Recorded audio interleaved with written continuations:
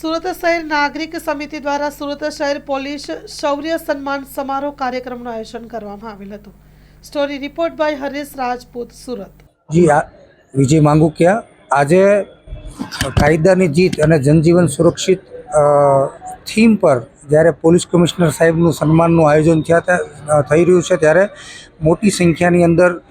લોકો ઉપસ્થિત રહ્યા છે અને મોટી સંખ્યામાં આ કતારગામ વિસ્તારમાં